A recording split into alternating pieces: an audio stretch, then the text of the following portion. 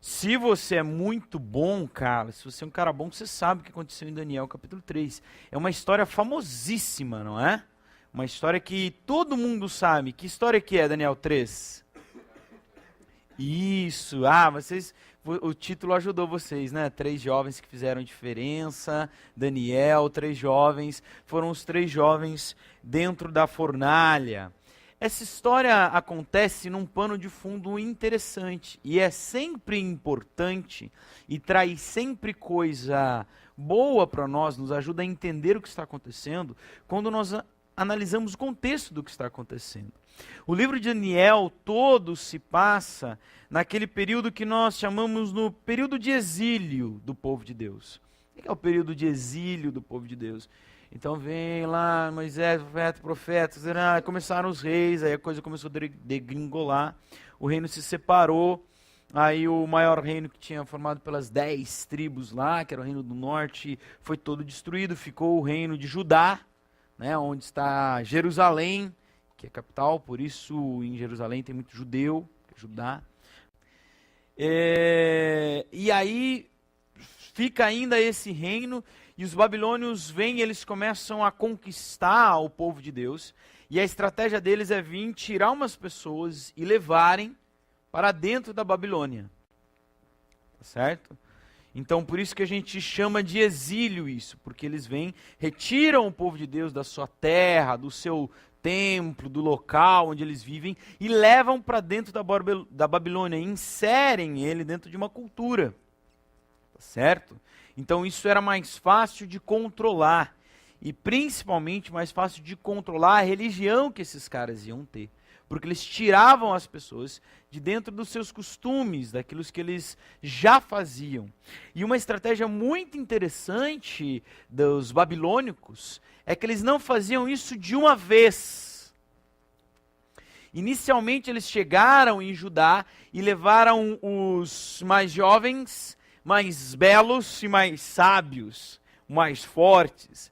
Então eles destruíam o poder de guerra, porque os caras não conseguiam lutar, porque eles levaram os mais fortes, e aí minavam também a capacidade daquele povo se reerguer, se reorganizar, porque levavam todas as grandes mentes, os intelectuais para lá. E aí o povo que ficava ali não conseguia se levantar. Bom, Babilônia conquistou Judá. Daniel, que é o autor do livro, é levado para o exílio, então levado para o cativeiro, que a gente fala, né? Lá para a Babilônia, por volta de 605 anos de Cristo.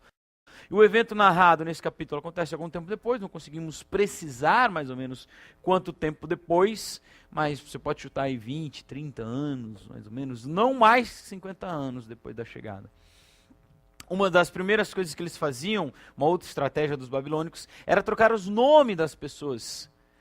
Por quê? Porque o nome tinha um significado muito importante. Você deve se lembrar na Bíblia que o nome das pessoas era uma frase. Daniel, por exemplo. Alguém sabe o que significa Daniel?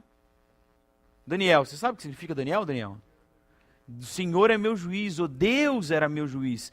E os nomes dos judeus, obviamente, estariam sempre fazendo referência a quem? A Deus. Então, hoje para nós é Daniel, mas naquela época se chamava o cara de o Senhor é meu juiz, vem cá. Não é? E os babilônicos não queriam nenhuma relação, nenhuma referência a Deus. Por isso eles trocavam o nome das pessoas. E os caras da fornalha, que se eu perguntar para vocês, vocês dirão, quem são os 3 jovens da fornalha? Vocês dirão, Mesaque, Sadraque, Abednego. Não era isso que vocês diriam? Quem são os jovens da fornalha? Sadraque, Mesaque e Abednego. Mas esse é o nome babilônico que eles ganharam e não o nome de batismo que eles têm, ou que eles tinham. Porque o nome de batismo deles fazia referência ao Deus Altíssimo, né? Como nós veremos nesse capítulo. Alguém sabe qual eram os nomes dessas pessoas? Eu dou o carro do Clibas, para quem disser o nome dos 3. Ananias. Tá aqui uma tabela para vocês, ó. Antes que alguém acerte, o Clibas fique sem carro, né, Clibas? Daniel, Ananias, Misael e Azarias. Daniel, o Senhor é meu juiz, né? O Deus é meu juiz, muito bem, Daniel. Ananias, Deus foi gracioso. Algumas pessoas aí deviam se chamar isso, Deus foi gracioso. Principalmente uns casados, você olha para a esposa do cara e é o que vem à mente. Ananias. Misael, quem é como Deus? É uma pergunta, eu acho, né? Faltou ali, mas é uma pergunta. E Azarias, o Senhor me ajudou. E aí os nomes foram mudados para nomes babilônicos, que não faziam nenhuma referência ao Deus, porque existe só um Deus, né? Mas referência a quem? A Bel, a Acu, não é? E Nebo. Que eram o quê? Quem eram esses caras? Deuses babilônicos. Ou deuses, entre aspas, né?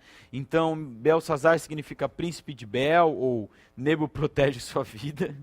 Vai com Nebo que tá tudo certo. Parece campanha política. Nebo protegerá você. Nebo é pela saúde, pela educação, pela segurança. Sadraque significa a ordem de Acu, né? Ou a disposição. Mesaque, quem é como Acu, né? Que é uma referência ao nome que ele já tinha, que era como quem é como Deus. E Abdinego significa servo de Nebo, ou servidor de Nebo.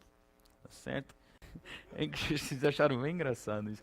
Eu queria ler com vocês esse capítulo, então tenha um pouquinho de paciência comigo, porque nós vamos ler todo esse capítulo 3 de Daniel, que tem 30 e alguns versículos, tá bom? Diz o seguinte: o rei Nabucodonosor fez uma imagem de ouro de 27 metros de altura e 2 metros e 70 centímetros de largura, e a ergueu na planície de Dura, província da Babilônia. Convocou os sátrapas, os prefeitos, os governadores, os conselheiros, os tesoureiros, os juízes, magistrados e todas as autoridades das províncias para assistirem à dedicação da imagem que mandou erguer.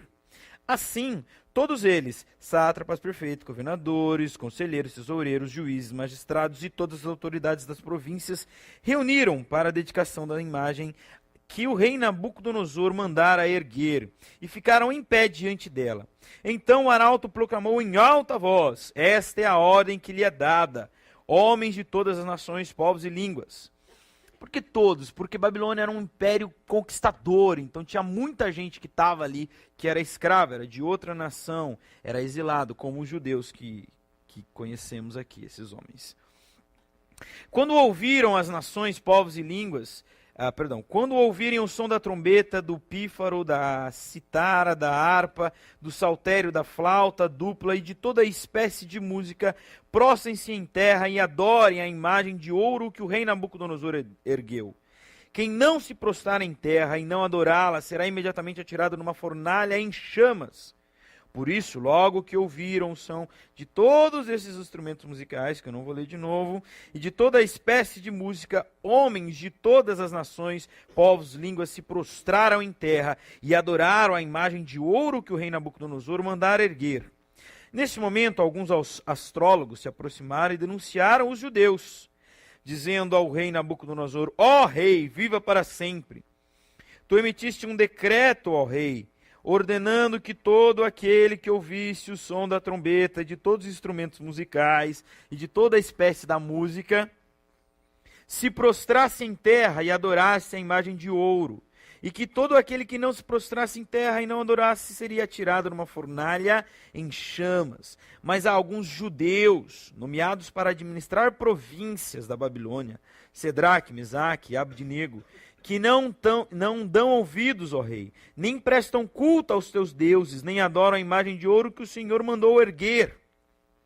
Furioso, Nabucodonosor mandou chamar Mesaque, Sadraque e Abdinego, e assim que eles foram conduzidos à presença do rei, Nabucodonosor lhes disse: é verdade, Mesaque, Sadraque e Abdinego, que vocês não prestam culto aos meus deuses, nem adoraram a imagem de ouro que eu mandei erguer.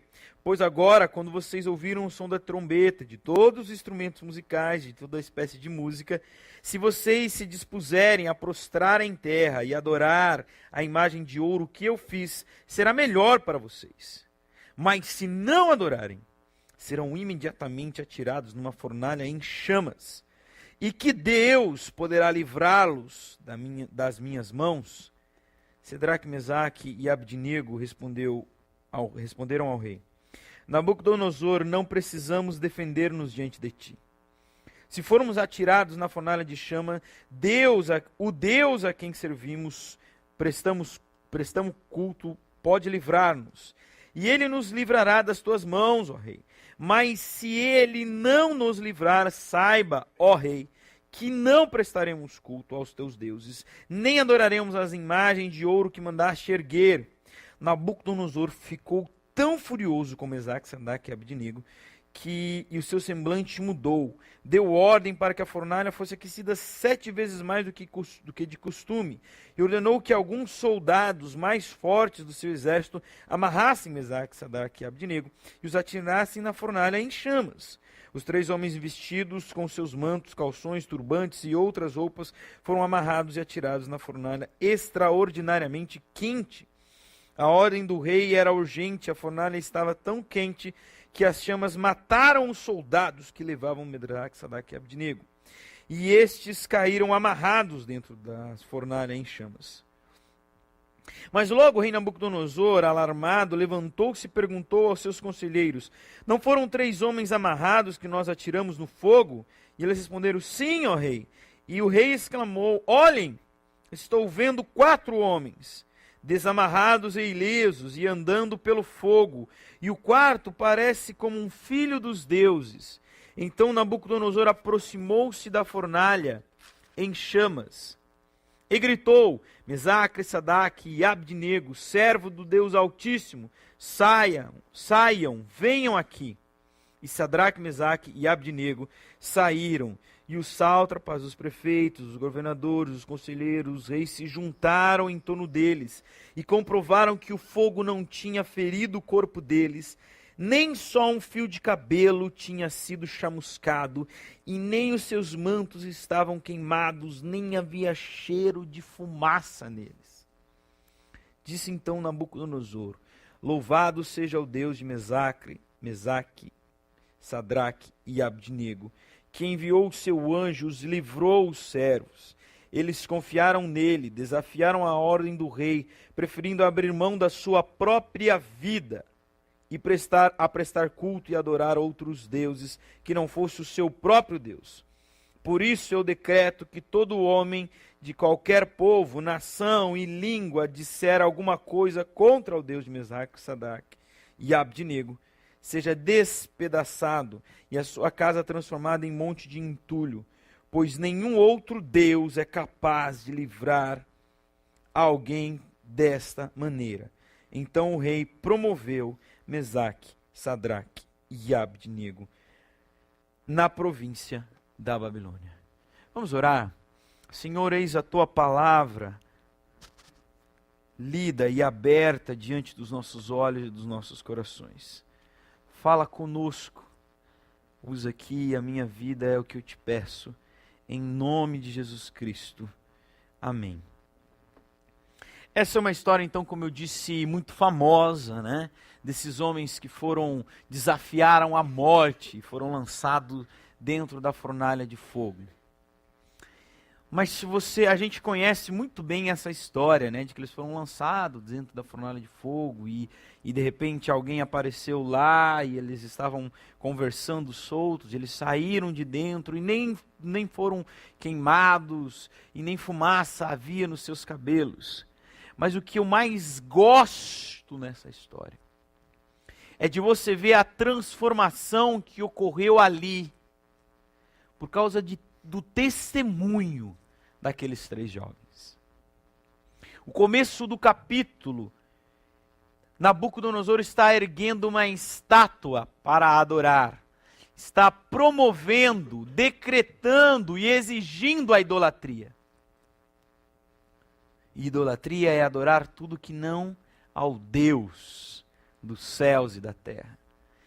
E o final da história é Nabucodonosor decretando a morte a todo e qualquer que disser qualquer coisa contra o Deus Altíssimo, porque só Ele pode livrar. Ele baixa um decreto que todos devem, então, adorar ao Deus de Mesaque, Sadraque e Abednego, ao Deus vivo, ao Pai do nosso Senhor e Salvador Jesus Cristo. É por isso que eu intitulei esse estudo de 3 jovens que fizeram a diferença. Dentro de todo esse contexto que nós já vimos, 3 jovens que exilados, 3 jovens que no cativeiro, que numa terra estranha, conseguiram mudar a história, conseguiram marcar a sua geração. E a primeira coisa que eu acho que esses 3 jovens fizeram a diferença é porque eles firmemente obedeceram. Firmemente obedeceram. A quem? Ao rei? Acho que faltou isso na minha frase. Firmemente obedeceram a Deus. A Deus. Acima de tudo. Acima do rei e das suas autoridades. E se você começar a ver a história, nós conhecemos bem o livro de Daniel, né? E esses jovens chegaram junto com Daniel, e desde que quando eles chegaram lá, eles desafiaram o rei, e decidiram não comer daquilo que o rei servia no palácio, das iguarias do rei. Certo? Então, eles, desde que chegaram à Babilônia, eles mostraram a sua firmeza em obedecer aquilo que Deus estava mandando. Por quê? Porque não pode comer carne de porco, porque não pode beber isso, porque não pode beber aquilo.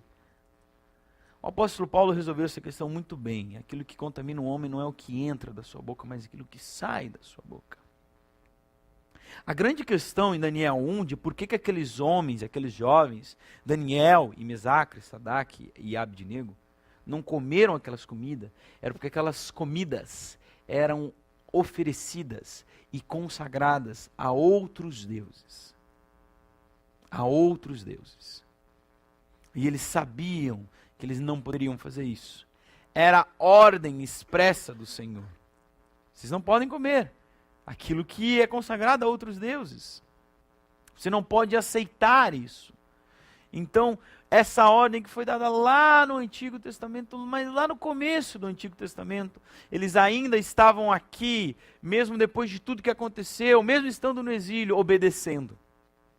E você pode pensar também que eles cumpriram um dos 10 mandamentos, que é não adorarás outros deuses, ou não fará para ti imagem de escultura, ou não terá outros deuses diante de mim.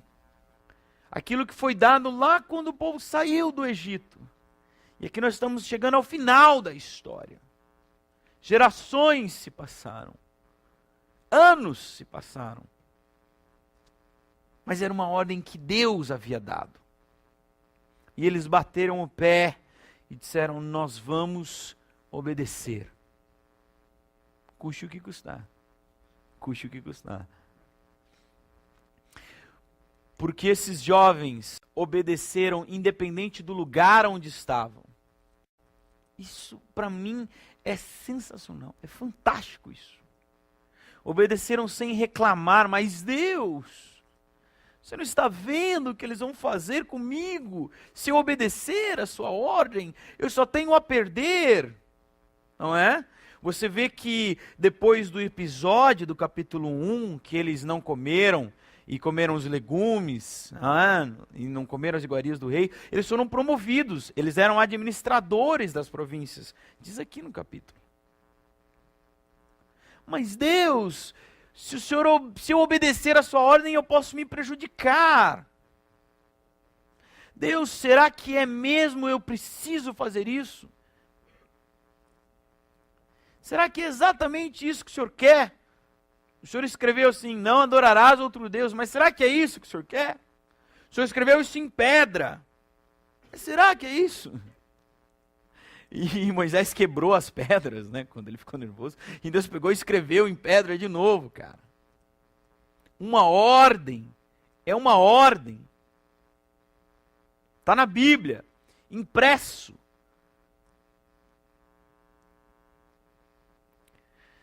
Mas o mais interessante é que eles não deram desculpas e obedeceram independente do lugar onde eles estavam.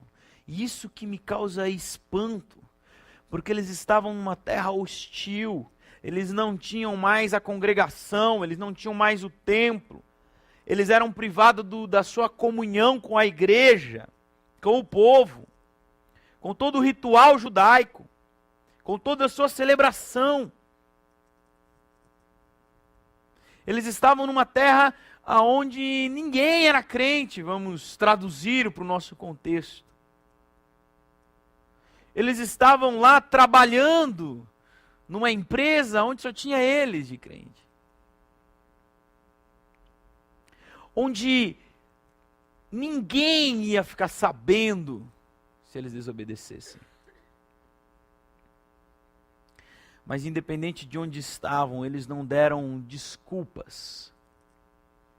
E continuaram firmemente obedecendo a ordem que de Deus receberam.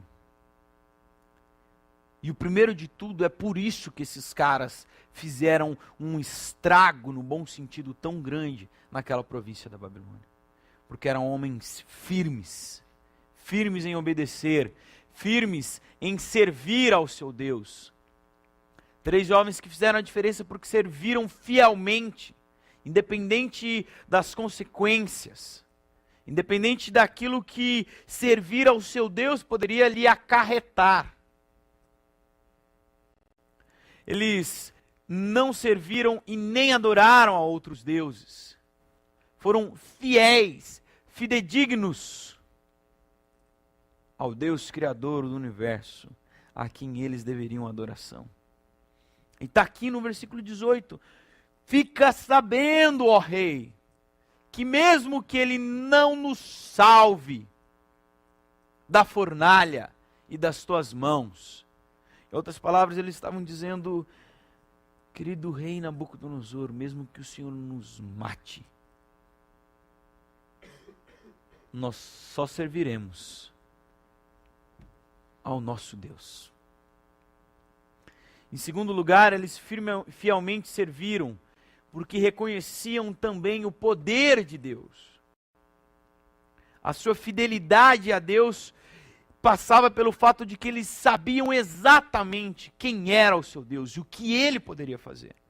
Se você olhar o versículo 17, eu sou apaixonado por esse texto, e esse diálogo deles com o rei Nabucodonosor é sensacional. O versículo 17 diz o seguinte: se formos atirados na fornalha de fogo, o Deus a quem prestamos culto pode livrar-nos, e ele nos livrará das tuas mãos, ó rei. O Deus a quem servimos e prestamos culto, ele pode nos livrar das tuas mãos, da tua fornalha, dos teus soldados, ainda que a sua fornalha seja aquecida 7 vezes mais, ou 70 vezes 7 mais.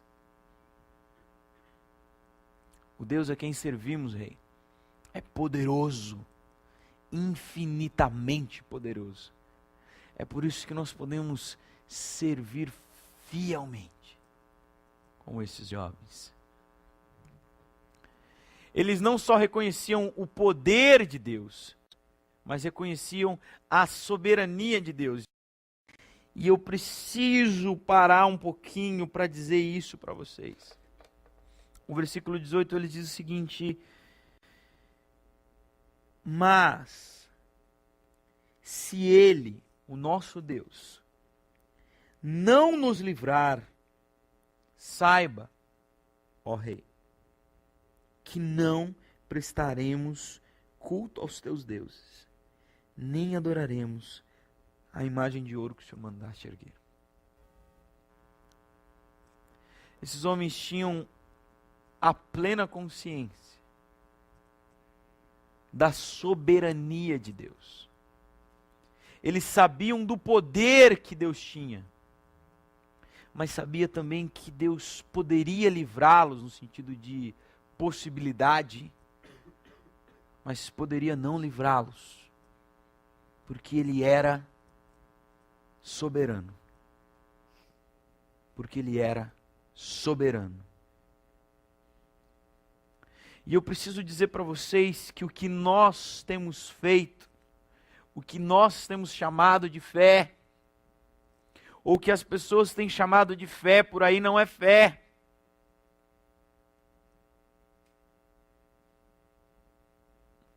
A relação que nós temos tido, que esses cristãos, evangélicos modernos, têm tido com o seu Deus, passa longe desse versículo 18.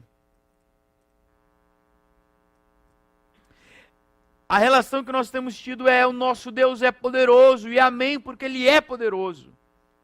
Mas Ele vai fazer, quando eu pedir, se eu me prostrar, se eu adorar, é condicional. Diferente da deles, que eram: Deus vai nos livrar. E se Ele não livrar, nós vamos nos curvar aos teus deuses? Nós vamos nos curvar a Ti, Rei? Se Ele não nos livrar, nós vamos adorar apenas ao nosso Deus. A minha adoração a Deus independe daquilo que Ele faz por mim. Daquilo que Ele faz por mim. Só por aquilo que Ele já fez por você. Você lhe deve a adoração e a gratidão eterna. E mais ainda por aquilo que Ele é. Que Ele é. Eu vivi, vocês sabem, nós compartilhamos com vocês a questão da visão do Pedro, que passamos quando ele nasceu, e a correria que foi para a gente fazer a cirurgia nele. E foi uma coisa muito interessante, porque eu orei muito tempo antes dele nascer, porque o problema é hereditário, ele podia nascer com o mesmo problema que eu, diz a genética. Poderia sim, poderia não, a gente não sabe quantos por cento é a probabilidade. Mas eu orei muito tempo, cerca de 3 ou 4 meses, para que ele não nascesse com o problema. Mas Deus quis que ele nascesse. E o nosso testemunho, e eu escrevi uma carta, e também falei aqui domingo de manhã, e até rolou um vídeo que foi publicado nas redes sociais, e que impressionantemente alcançou umas pessoas que eu jamais pensaria. Galera que fez ensino médio comigo, e eu terminei ensino médio faz 13 anos, gente. E eu não falava faz 13 anos, mandaram mensagem: eu vi o seu testemunho, e isso me impactou. Mas a questão toda do que eu disse, do que eu escrevi, é que é o seguinte: nós cremos que Deus vai fazer. Nós oramos para que Ele cure, para que Ele cuide, para que tudo corra bem. Mas se não correr, Ele continua sendo Deus soberano sobre tudo. Ele continua sendo bom. Ele continua sendo justo. E eu posso continuar servindo-o fielmente, porque Ele merece. Dizer que tudo vai dar certo não é fé. É um pensamento positivo. Passa longe de ser fé. Os meus amigos ateus viraram para mim e disseram: vai dar tudo certo, graças a Deus. Se Deus quiser, vai dar tudo certo. Isso não é fé, nem é o evangelho.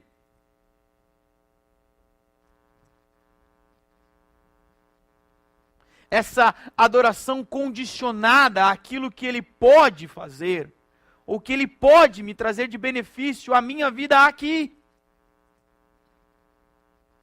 Deus não tem nenhum compromisso com o seu corpo, querido. Nenhum. Deus não tem nenhum compromisso com a sua conta bancária, com sua profissão, com sua casa, quantos quartos, se ela tem uma suíte, se você tem um ar-condicionado ou não. Nem um. Mas em contrapartida, Ele tem um compromisso tão grande pela sua alma, que Ele pegou aquilo que Ele tinha de melhor, empacotou na forma de um homem, e mandou para cá para morrer por você. É esse o compromisso que Ele tem comigo e com você, que transcende a morte e essa ignóbil vida aqui. É por isso que eles puderam, É por isso que eu quero e que nós queremos e podemos continuar servindo fielmente a esse Deus. Esses jovens fizeram a diferença onde eles estavam, porque estavam dispostos a perder tudo.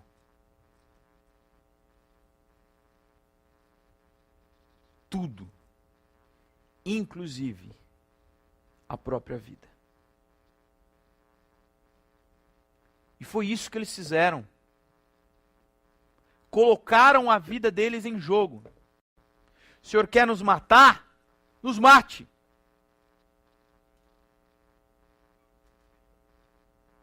Mas o meu compromisso com Deus transcende a morte. Aliás, rei, é um grande presente se o Senhor me matar. Porque no mesmo instante, vai ter alguém na porta do céu me esperando para me abraçar. E é essa a minha esperança. E é por isso que eu posso estar disposto a perder tudo aqui. Porque tudo aqui é nada se comparado ao que tem para mim do outro lado dessa vida.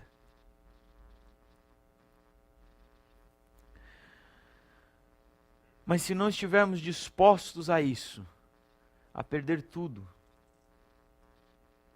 nós jamais causaremos um impacto tão grande ao nosso redor como aqueles homens, como aqueles jovens fizeram. Porque eu creio que no reino de Deus, quem não está disposto a perder tudo, nunca terá nada. E o problema meu, seu e da nossa geração, e da nossa igreja, e do nosso grupo, é que nós não estamos dispostos a abrir mão de nada. De nada. Quiçá perder a vida. Quiçá perder a vida. Eu não abro mão do meu namoro, eu não abro mão daquilo que me dá prazer. Eu não abro mão de um prazer tão momentâneo e tolo, que é alguém rir de uma piada suja que eu conto, por causa da minha fidelidade ao meu Deus, que me manda guardar os lábios. Que dirá? Perder a vida. Eu há um tempo aqui falei da história de Abraão, não é? Eu não sei se vocês lembram, e como que ele é o pai da fé, e como que ele levanta o punhal para matar o seu filho. Que homem! Que fé! E a palavra de Deus diz em Hebreus que ele cria em Deus. Só que o que eu conversei com vocês aqui em abril foi que a primeira coisa que Deus pediu para Abraão não foi o seu filho. Deus começou pedindo uma coisa para Abraão: sai da sua terra e vai para um lugar que eu te mostrarei. Depois Deus pediu outra coisa para Abraão: confia em mim que eu vou te dar um filho. E assim vai. Se Abraão não estivesse disposto a entregar aquela pequena e primeira coisa que Deus pediu, eu não estaria aqui falando dele, citando ele como o pai da fé. Então, queridão, se você não está disposto a entregar o seu tempo à frente da TV para Deus, fica bem sussa, porque você não vai passar por uma situação de ter que entregar a sua vida. Porque Ele não vai te pedir isso. Porque Ele sabe que você não vai dar. Porque Ele é bem esperto. Mas se queremos ser,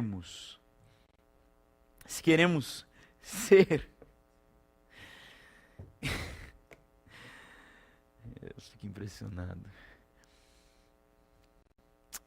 Como esses jovens que fizeram a diferença, nós precisamos estar dispostos a entregar e a perder tudo pela fidelidade nossa ao nosso Deus, pelo nosso compromisso ao nosso Deus. Em terceiro lugar, esses jovens fizeram a diferença naquela situação, principalmente porque eles não se curvaram.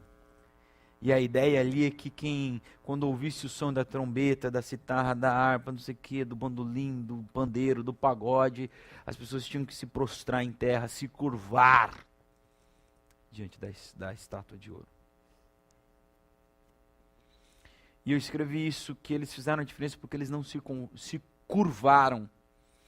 Porque isso para mim é muito sintomático e simbólico. Porque hoje o que a gente tem feito é se curvar diante das situações. Nós deixamos que as situações e as pressões venham e nos dobrem.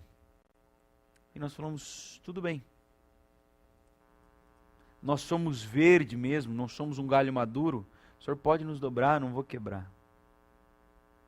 E nem queremos amadurecer, porque quando amadurecermos e alguém tentar nos dobrar, nós vamos quebrar. Esses jovens fizeram a diferença porque não se curvaram. Mesmo tendo várias desculpas para ceder, não cederam. Tem uma música que eu gosto muito, que eu acho que a gente devia cantar aqui no louvor, que diz o seguinte, o final dela diz o seguinte, eu não vou mudar, não. Eu vou ficar são, mesmo que for só. Não vou ceder. É do Los Hermanos essa música. Cara, mas é isso. Mas é isso. Vocês querem ir? Vão.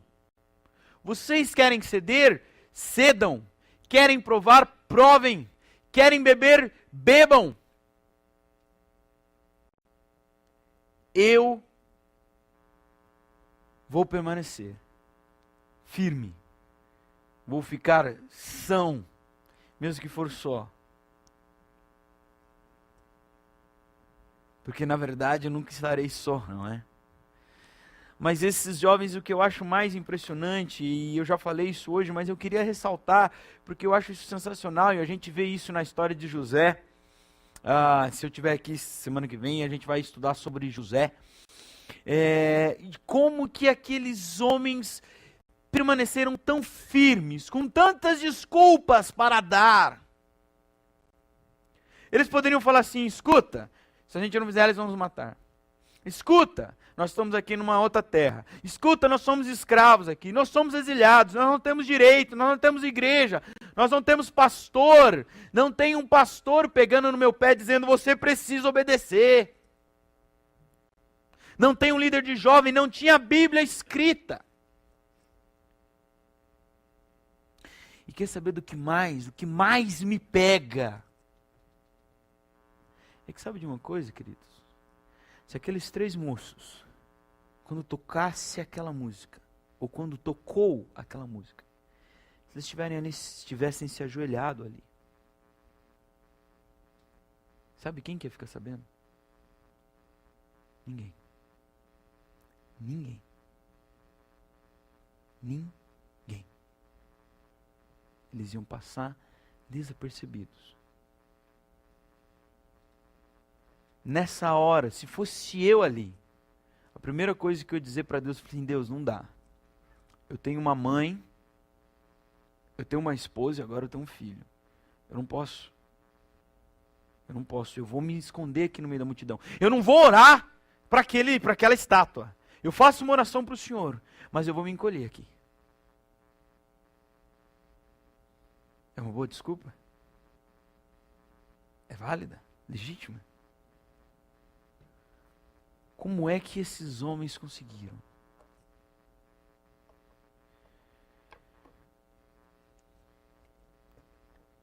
E aí a diferença entre eles e nós hoje é que eles não se curvaram. E o que eu e você temos feito diante da pressão, diante do mundo, diante das propostas tentadoras, nós nos curvamos. Nós nos curvamos. Abaixamos como todo mundo e ficamos quietinhos. Ninguém vai descobrir eu aqui. E a hora que eu voltar para minha casa, eu tenho um ministério para fazer. Eu tenho um grupo de jovens para cuidar, Deus. Eu não posso morrer por causa do seu nome. Meu maior ministério seria morrer por causa do nome de Jesus Cristo. Mas o que eu e você temos feito, nós estamos nos curvando. Diante das pressões do mundo moderno, diante do apelo pelo entretenimento, diante das paixões e desejos deste mundo, da carne, daquilo que nos alicia, onde todo mundo está dizendo, faça, prove. Diante da ciência que nega um Criador, diante do hedonismo que diz viva pelo prazer, diante dos valores pervertidos desse mundo, que a gente nem acha mais pervertido, não é? Porque muitos de nós praticamos. E nós vamos nos curvando. Tudo bem, tudo bem. Ah, mas eu tenho um namorado que eu tenho certeza que eu vou casar com ele. Não, então aí tudo bem. Porque biblicamente, não é? E nós vamos, diferente daqueles homens, nos cercando de tantas desculpas para nos calarmos, para se curvar, para agachar e ficar quietinho, escondido. E muitas vezes a gente faz isso aqui, nós apelamos ao fato, não, mas aquilo é nos tempos bíblicos, nós somos modernos, contemporâneos, contextualizados. Então, veja bem, aquela lei que Deus deu era lá, não se aplica mais aqui. A lei de Deus de sexo antes do casamento era porque os caras casavam com 16 anos. Aqui não rola mais. E nós vamos construindo desculpas para darmos para nós mesmos e para a nossa consciência, baseada em uma teologia barata, se é que é uma teologia, e uma filosofia baseada em falácias, para cedermos às pressões externas, que no fundo são o exato desejo do que o nosso coração e a nossa carne quer fazer. Aí a gente começa a falar assim, é verdade, pode ser. Você acha que eu nunca fiz isso? Nunca vasculhei a Bíblia para tentar achar uma justificativa para o que eu queria fazer de errado.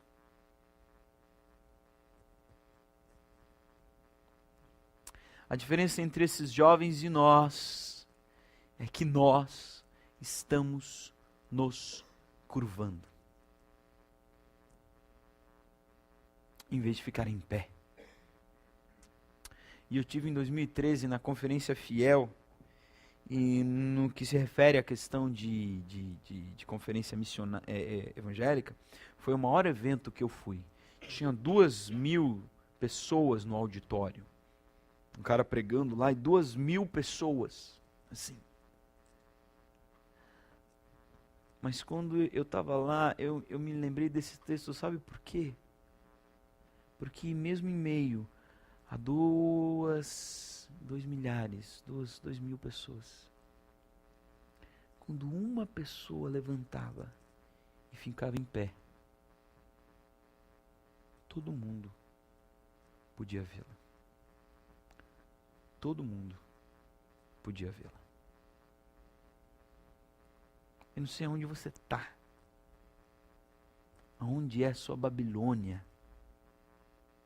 Que você olha e fala para o lado, meu Deus, só tem idólatras, pecadores, safados. É porque nós não, né?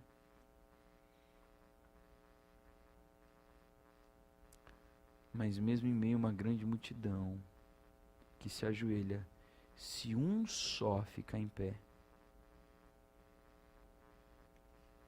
ele será notado. Para o bem e para o mal, para o bem e para o mal, porque você vai ser notado. E você precisa, como aqueles jovens, estar disposto a pagar o preço. De ser diferente.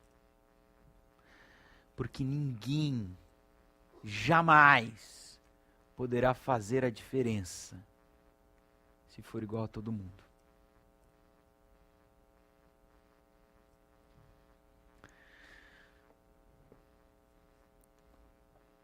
A fidelidade a Deus daqueles 3 jovens mudaram a história de todo um império idólatra, assassino, bélico. Se você ler o versículo 29, eu fui brincar aqui com a minha Bíblia e ela saiu do lugar.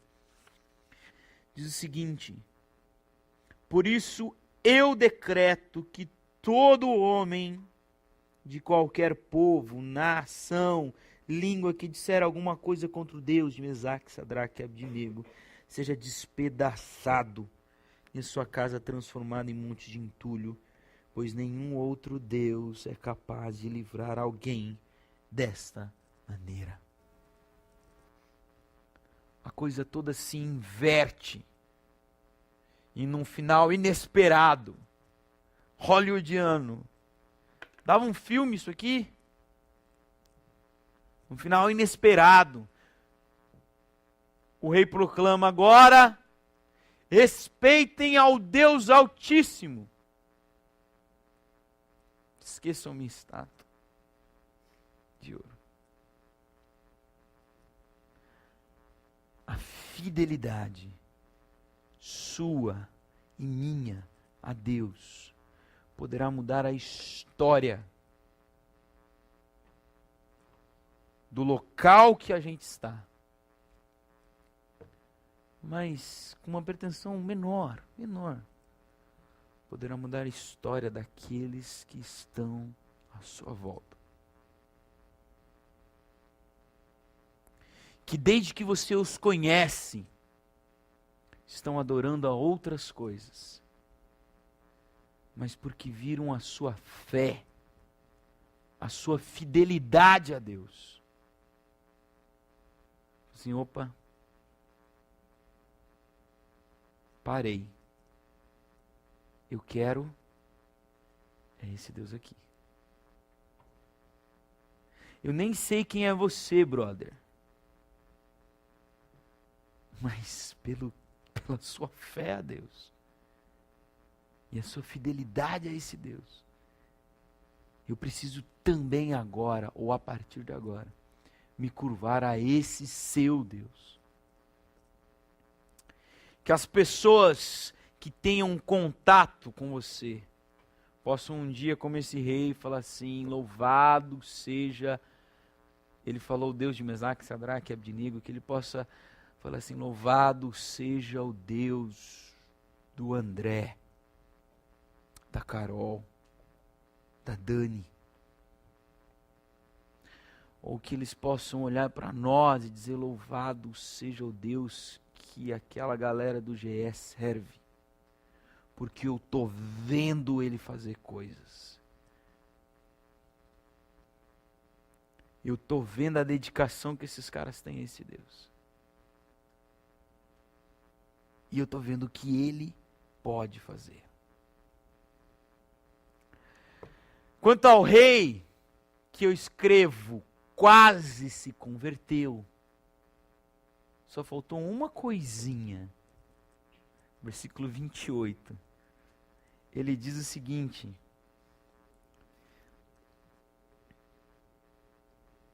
louvado seja o Deus de Mesaque, Sadraque e Abdinego. Se você for ler essa história desse rei Nabucodonosor, ele morre lá pelo capítulo 6 de Daniel, ele sofre um bocado. E pelo que parece, ele se converte lá no final da sua vida, e não aqui. E eu disse que aqui ele quase se converteu, porque ele entendeu perfeitamente. Ele viu tudo, ele bateu palma para Deus. E se tivesse um momento de louvor naquela hora, ele ia levantar a mão e ia cantar a Deus. Ele só faltou fazer do Deus daqueles homens o seu Deus. Sabe por quê, querido? Porque a salvação é pessoal. Pessoal. E eu queria desafiar você, porque eu não conheço você. Muito menos seu coração. E talvez você está aqui. Você já viu Deus fazer grandes coisas como aquele rei viu. Você já viu Deus fazer grandes coisas na sua família, na sua igreja. E você está cantando, louvado seja Deus. Só que esse Deus ainda não se tornou o seu Deus. Porque o seu relacionamento com Deus ainda não tornou pessoal. Você ainda olha para Ele e acha que Ele é o Deus do seu pai, ou da sua mãe, ou da sua namorada, ou é o Deus do Isaías, ou do pastor Marcos, ou é o Deus da Ibeca Tuaí. Você precisa colocar um pronome pessoal no seu relacionamento com Deus e chamá-lo de seu. Porque Deus amou o mundo de tal maneira que enviou o seu Filho para que todo aquele, Ele quer se relacionar pessoalmente com você. Se ainda te falta esse passo, eu quero te convidar a orar essa noite e dizer: Deus, eu quero que o Senhor seja meu. Não no sentido de posse, mas meu porque eu serei seu.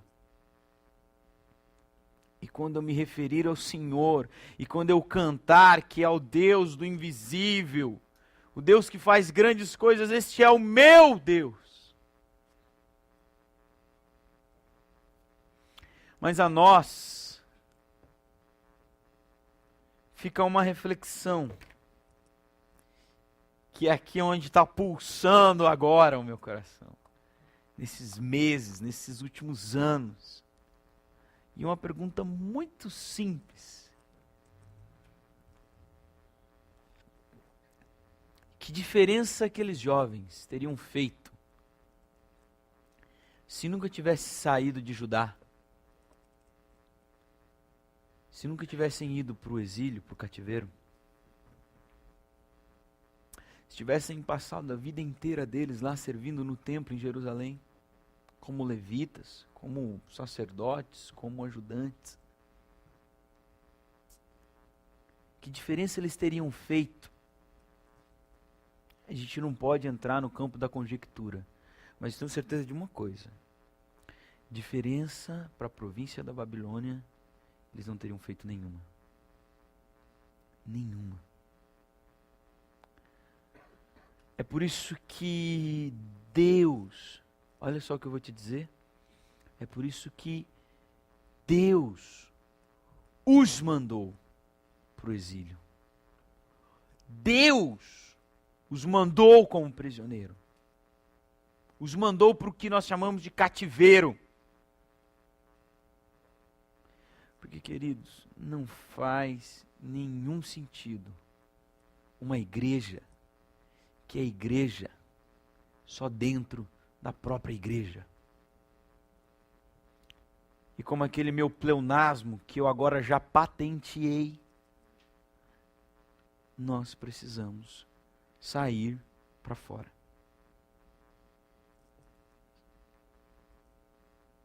Nós precisamos estar no meio dos incrédulos para dizer para ele que nós servimos a só um Deus. Nós precisamos estar diante dos poderosos e das autoridades para dizer para elas: nós cremos um Deus que pode nos livrar e fazer muito mais do que o Senhor pode fazer comigo. Porque se eles tivessem ficado lá em Judá, eles estariam todos bonitinhos, curvados, e aí diante do Deus Altíssimo. Que legal! Nós precisamos adorá-lo.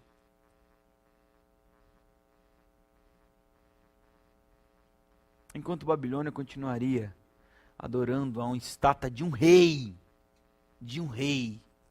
escravizada. Nem sabemos mais o que nós adoramos. É Nebo, é Acu, é Bel. Agora nós temos que nos curvar. Olha a miserez desse povo, sendo obrigado a adorar a estátua do rei. Foi por isso que eu afirmei que foi Deus que os mandou. E é por isso que nós temos dito sobre refletir a luz de Jesus Cristo. E toda vez que dizemos isso, nós repetimos a mesma coisa. Que não faz nenhum sentido refletir a luz durante o dia. Acender todas as lâmpadas aonde o sol brilha.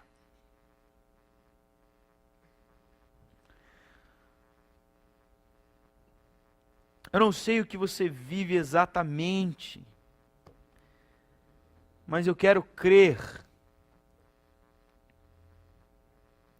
que se você for alguém que obedeça a Deus, como aqueles homens, o nosso primeiro ponto, que o sirva com fidelidade,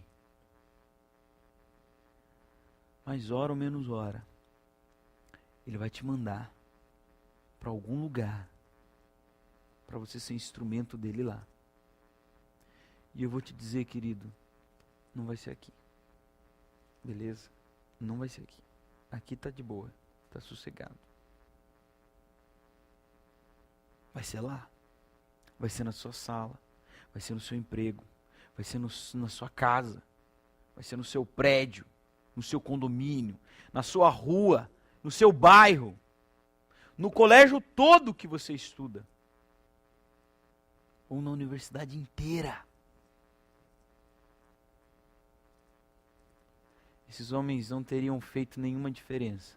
E nós não estaríamos aqui, 2.600 anos depois, falando da história deles, se eles não tivessem saído do meio da congregação, para testemunhar de Jesus Cristo, aonde só havia perdição e idolatria.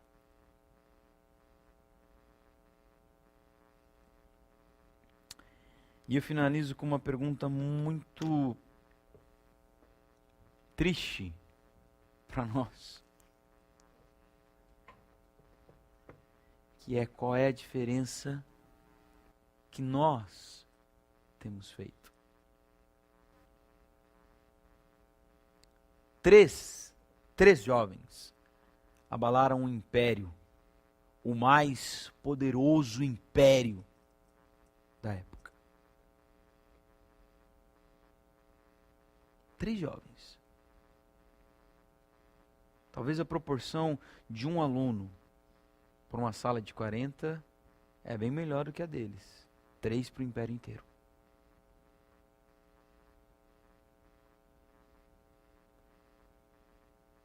Você está no 3º ano, 2º ano, 4º ano da faculdade. O que mudou na sua sala? É por isso que eu falei que essa pergunta é triste. Porque a gente olha para dentro e fala assim, não mudou nada. Quem da sua sala parou de usar drogas porque você está ali no meio? As atividades comuns de comunhão que a sua sala faz, mudou o caráter só porque você está nela? Mudou? O seu prédio, onde você mora, mudou? Mudou o regimento? Mudou a forma de se organizar? Mudou as reuniões de condomínio só porque você está lá? E se a gente começar a pensar não individualmente, mas se a gente começar a se unir forças, porque é para isso que aqui estamos. E se a gente começar a pensar, quantos de nós estão aqui? É um só? Aqui, nesse complexo aqui, é um só? 4, 5? E o que mudou?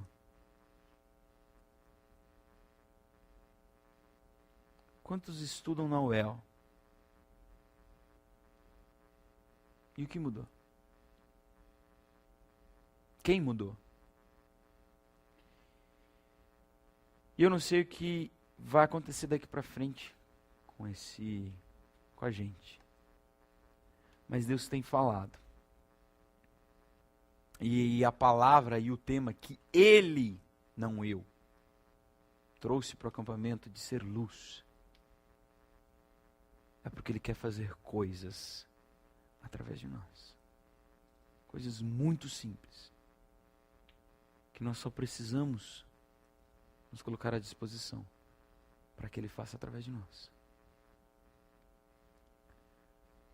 Mas também, e talvez, Ele queira fazer uma coisa através de nós como um todo.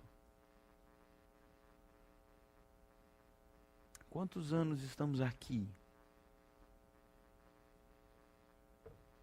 E o que fizemos? E o que mudou? Qual é a diferença? Quando se instalamos aqui, quem esses caras que estão aqui ao nosso redor adoravam? E quem agora estão adorando? Quantos viram o testemunho da nossa fé, do nosso amor e da nossa fidelidade a Deus? Meu desafio a vocês é que vocês sejam aqueles que, porque obedecem ao nome de Deus e à sua palavra, porque o servem fielmente e porque vão se decidir não se curvar, farão a diferença. Aqui? Não. Fora. Amanhã. Aonde? Em qualquer lugar que vocês possam estar.